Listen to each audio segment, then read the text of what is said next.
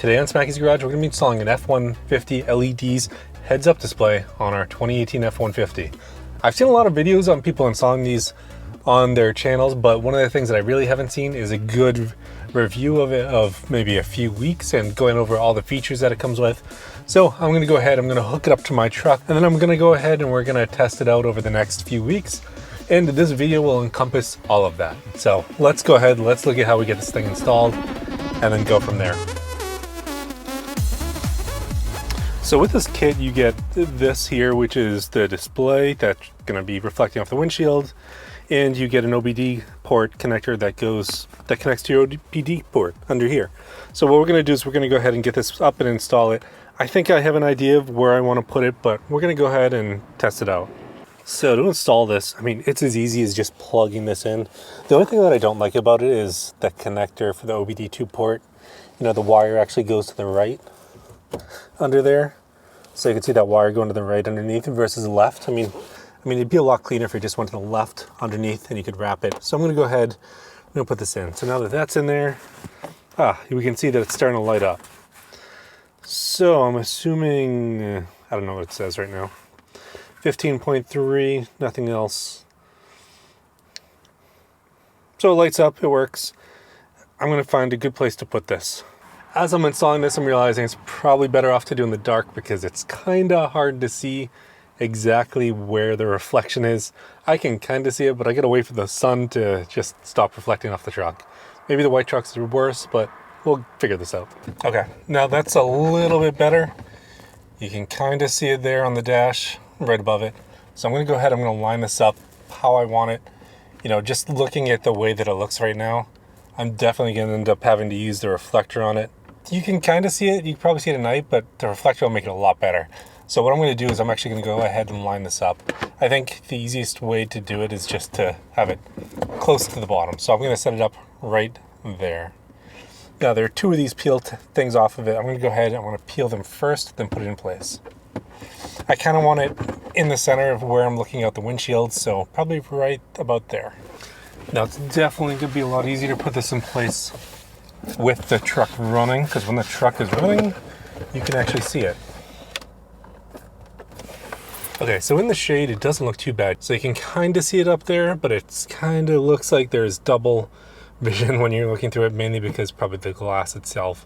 So what I'm going to do is I'm going to use what comes with it and that adhesive piece that you can put here that's kind of like a reflector. So I'm going to go ahead and install that. All right, so I don't know if you can see that, but if you can see it now, it looks much better. So I decided to move it off to the left a little bit because I didn't know how hard it was going to be to see through this, but you know, overall, it looks like it came out really nice. You only get one chance to get this on, so make sure you do it well. And you know, this is a little bit loose. So, I mean, the adhesive here is okay.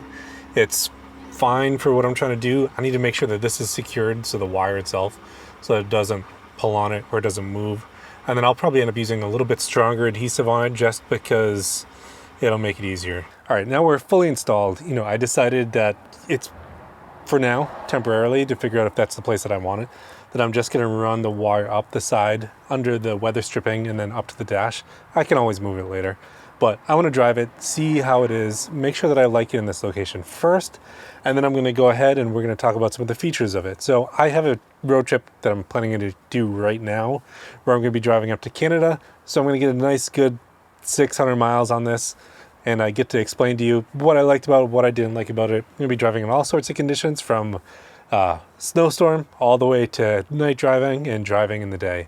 So let's go ahead and let's jump to experiencing the heads-up display. So I've been using the heads-up display now for a few weeks and I really like it.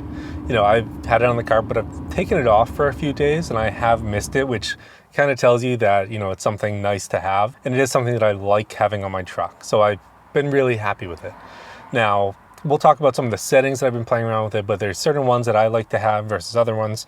We'll go through the entire list of settings and, you know, I'll quickly flash up the list of settings and things that you can adjust. But for me, I find myself liking, I mean, you need to have the speedometer, but then I also like to see the engine temperature, the coolant temperature, because I feel like, you know, when you do get it, it comes with RPM.